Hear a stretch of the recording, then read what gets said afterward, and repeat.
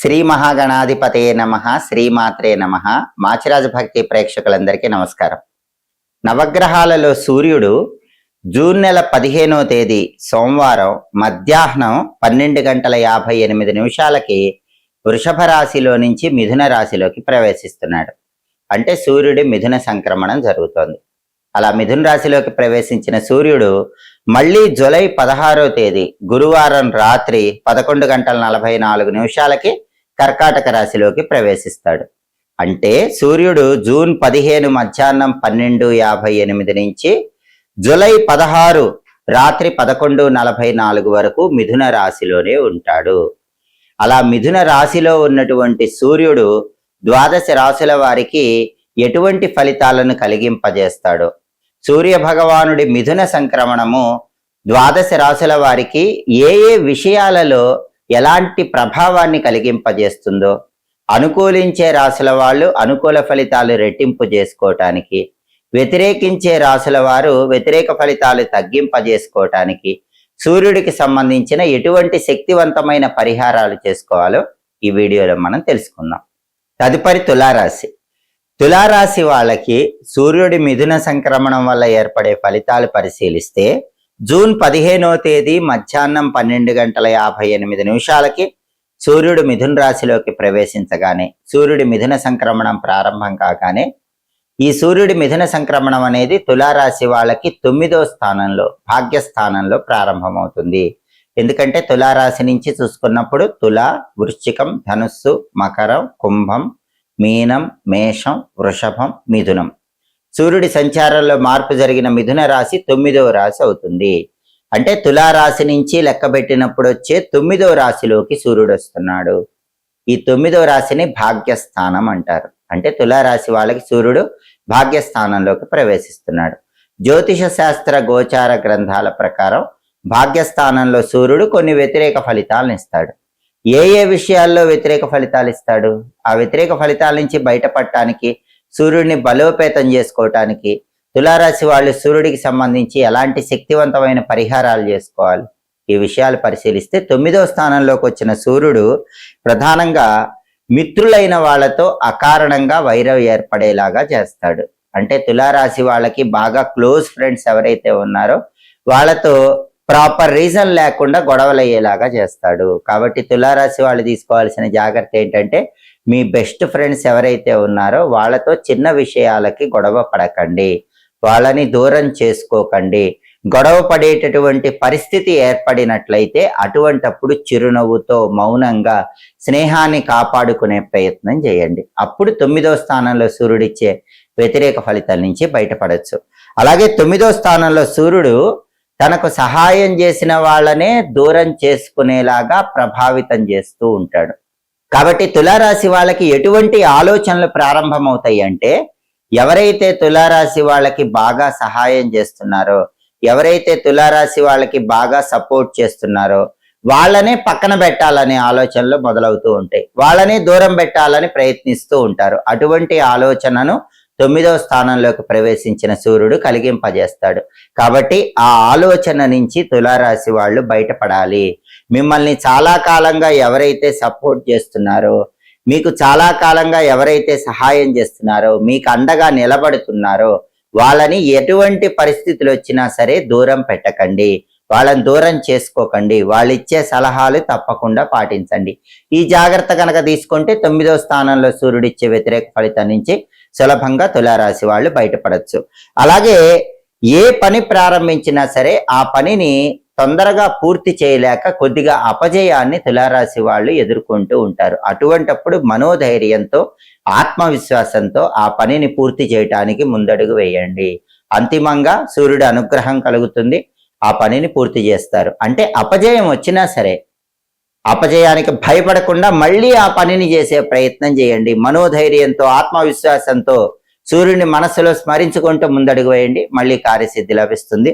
అలాగే ఏ పనైనా సరే పూర్తి చేయలేకపోయినప్పటికీ ఆ పనిని పూర్తి చేయటానికి ఇతరుల సహాయం కూడా స్వీకరించండి. అప్పుడు ఆ పనిని సులభంగా పూర్తి చేయగలుగుతారు.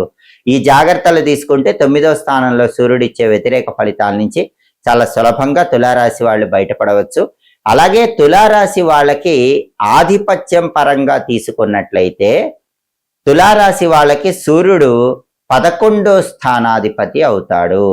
11వ స్థానాధిపతికి అవుతాడు కాబట్టి 11వ స్థానం లాభస్థానం కాబట్టి ఎందులోనైనా కొంచెం లాభం సూర్యుడు తక్కువగానే ఇస్తూ ఉంటాడు. అయినప్పటికీ మీ హార్డ్ వర్క్ పెంచుకోవటం ద్వారా సూర్యుడి అనుగ్రహానికి పాత్రలు కావటానికి ఆస్కారం ఉంటుంది. దీంతో పాటుగా సూర్యుడికి సంబంధించిన శక్తివంతమైన పరిహారాలు కూడా తులారాశి వాళ్ళు చేసుకోవాలి. జూన్ 15వ తేదీ సోమవారం మధ్యాహ్నం 12:58 సూర్యుడు మిథున రాశిలోకి ప్రవేశించటం ద్వాదశ రాశులలో కొన్ని రాశులకు అనుకూల ఫలితాలు ఇస్తుంది, కొన్ని రాశులకు వ్యతిరేక ఫలితాలు ఇస్తుంది. ఈ సూర్యుడి మిథున సంక్రమణం మళ్ళీ జూలై 16వ తేదీ గురువారం రాత్రి 11:44 వరకు ఉంటుంది. అంటే మిథున రాశిలో ఉన్న సూర్యుడు జూన్ 15 నుంచి జూలై 16 వరకు కొన్ని రాశులకి పూర్తిగా అనుకూల ఫలితాలు ఇస్తాడు, కొన్ని రాశులకు పూర్తిగా వ్యతిరేక ఫలితాలు ఇస్తాడు. అనుకూల ఫలితాలు రెట్టింపు చేసుకోవటానికి, వ్యతిరేక ఫలితాలు తగ్గింపజేసుకోవటానికి సూర్యుడికి సంబంధించిన శక్తివంతమైన పరిహారాలు ద్వాదశ రాశుల వాళ్ళు ఈ సమయంలో వచ్చే ఆదివారాలు చేసుకోవాలి. అలా చేసుకుంటే సంపూర్ణంగా సూర్యుడు యోగిస్తాడు. ప్రధానంగా ఈ సమయంలో వచ్చే ఆదివారాలు స్నానం చేసే సమయంలో కొన్ని ఎరుపు రంగు పుష్పాలు నీళ్లలో కలుపుకొని ఆ నీళ్లతో స్నానం చేయండి. స్నానం చేసిన తర్వాత తూర్పు వైపు తిరిగి సూర్యుడికి అర్ఘ్యం వదిలిపెట్టండి. అర్ఘ్యం ఎలా వదిలిపెట్టాలి? ఒక రాగి పాత్రలో నీళ్లు తీసుకొని ఆ నీళ్లలో ఎర్ర పుష్పాలు, కుంకుమ కలిపిన అక్షింతలు వేయాలి. వీలైతే ఎర్రచందనం అని ఉంటుంది, ఆ ఎర్రచందనం పొడి కొద్దిగా వేయండి. ఎర్రచందనం పొడి మీకు దొరక్కపోయినా అక్షింతల్లో కొద్దిగా కుంకుమ కలిపి ఆ కుంకుమ కలిపిన అక్షింతలు నీళ్లలో వేయండి. ఎర్రపూలు కూడా నీళ్లలో వేయండి. ఆ రాగి చెంబులో ఉన్న నీళ్లు తూర్పు దిక్కు వైపు తిరిగి మొక్కలో పోస్తూ ఓం ఘృణి సూర్య ఆదిత్యోం అని 12 సార్లు చెప్పండి. ఓం ఘృణి సూర్య ఆదిత్యోం. ఇది 12 సార్లు చెప్తూ మొక్కలో ఆ నీళ్లు పోసినట్లయితే ఇది సూర్యుడికి ఇష్టమైన అర్ఘ్యం అవుతుంది. దీనివల్ల సూర్యుడి మిథున సంక్రమణం సంపూర్ణంగా 12 రాశుల వాళ్ళకి యోగిస్తుంది. అలాగే ఈ సమయంలో వచ్చే ఆదివారాలు స్నానం చేశాక మీ ఇంట్లో హాల్లో తూర్పు దిక్కులో ఒక దీపం పెట్టండి. దీన్నే ద్వాదశ ఆదిత్య దీపము అనే పేరుతో పిలుస్తారు. ఈ దీపం ఎలా పెట్టాలి? మీ ఇంట్లో హాల్లో తూర్పు దిక్కులో జూన్ 15 నుంచి జూలై 16 మధ్యలో వచ్చే ఆదివారాలు ఎప్పుడైనా సరే స్నానం చేశాక ఒక పీట పెట్టండి. ఆ పీటకు పసుపు రాసి కుంకుమ బొట్లు పెట్టండి. ఆ పీట మీద బియ్యం పిండితో ముగ్గు వేయండి. అక్కడ ఒక మట్టి ప్రమిదలో ఇంకొక మట్టి ప్రమిద ఆ పీట మీద ఉంచి నువ్వుల నూనె పోసి 12 ఎర్ర ఒత్తులు తీసుకొని ఆ 12 ఎర్ర ఒత్తులు కలిపి ఒకే ఒత్తిగా చేసి ఆ ఒత్తి తూర్పు వైపు వెలిగేలా దీపం పెట్టండి. దీన్ని ద్వాదశ ఆదిత్య దీపం అంటారు. ఇలా పీట పెట్టుకోవటం, పీట మీద ముగ్గులేయటం అలా చేయలేకపోయినా పర్వాలేదు. మామూలుగా ఒక మట్టి ప్రమిదలో ఇంకో మట్టి ప్రమిద ఉంచి నువ్వుల నూనె పోసి 12 ఎర్ర ఒత్తులు కలిపి ఒక ఒత్తిగా చేసి ఆ ఒత్తి తూర్పు వైపు వెలిగేలాగా హాల్లో దీపం పెట్టండి. ఒకవేళ ఎర్ర ఒత్తులు దొరక్కపోతే ఏం చేయాలి? ఒత్తులకి పూర్తిగా తడి కుంకుమ రాయాలి. అప్పుడు అవి ఎర్ర ఒత్తులు అవుతాయి. 12 ఎర్ర ఒత్తులు కలిపి ఒక ఒత్తిగా చేసి ఆ ఒత్తి తూర్పు దిక్కు వైపు వెలిగేలా దీపం పెడితే దీన్ని ద్వాదశ ఆదిత్య దీపం అంటారు. దీనివల్ల కూడా సూర్యుడి మిథున సంక్రమణం 12 రాశుల వాళ్ళకి అద్భుతంగా యోగిస్తుంది. అలాగే ఈ సమయంలో వచ్చే ఆదివారాలు అంటే జూన్ 15 నుంచి జూలై 16 మధ్యలో వచ్చే ఆదివారాలు రవిహోరలో గోధుమలు దానం ఇచ్చుకోండి. రవిహోర అంటే ఆదివారం ఉదయం 6 నుంచి 7 మధ్యలో కానీ, మధ్యాహ్నం 1 నుంచి 2 మధ్యలో కానీ, రాత్రి 8 నుంచి 9 మధ్యలో కానీ రవిహోర ఉంటుంది. ఆ రవిహోర ఉన్న సమయంలో కేజీంబావు గోధుమలు ఎర్ర వస్త్రంలో మూటగట్టి ఎక్కడైనా టెంపుల్లో పంతులు గారికి దానం ఇచ్చుకోండి. దానం ఎవరు తీసుకోకపోతే ఏం చేయాలి? అటువంటప్పుడు గోధుమలు నానబెట్టి కొద్దిగా బెల్లంతో పాటు కలిపి ఈ రవిహోర ఉన్న సమయంలో ఆవుకు పెట్టండి. ఆవుకు పెట్టడం కూడా వీలు కాకపోతే ఏం చేయాలి? పంతులు గారికి గోధుమలు దానం ఇవ్వటం వీలు కాలేదు, ఆవుకు పెట్టడం వీలు కాలేదు. అప్పుడు ఏం చేయాలంటే ఈ రవిహోర ఉన్న సమయంలో ఒక బెల్లం ముక్క నోట్లో వేసుకొని నవలండి. అది సూర్యుడికి ఇష్టమైంది కాబట్టి ఆదివారం పూట రవిహోరలో సూర్యుడికి ఇష్టమైన బెల్లం ముక్క నవిలినా కూడా సూర్యుడి బలం పెరుగుతుంది. అలాగే ఆదివారం ఉపవాసం ఉంటే మంచిది. సాధ్యమైనంత వరకు ఆదివారం మాంసాహారం తీసుకోకూడదు. ఎవరైనా మాంసాహారం తినేవాళ్ళున్నా ఆదివారం మాత్రం ఎట్టి పరిస్థితుల్లో తినకూడదని ఆదిత్య హృదయంలో కూడా చెప్పారు. మాంసాహారం విడిచిపెట్టండి. అలాగే శాకాహారం అయినా సరే వీలైతే ఆదివారం ఉపవాసం ఉండండి. ఆదివారం ఉపవాసం ఉండి రాత్రికి గోధుమ రవ్వతో చేసిన పదార్థాలు తినండి.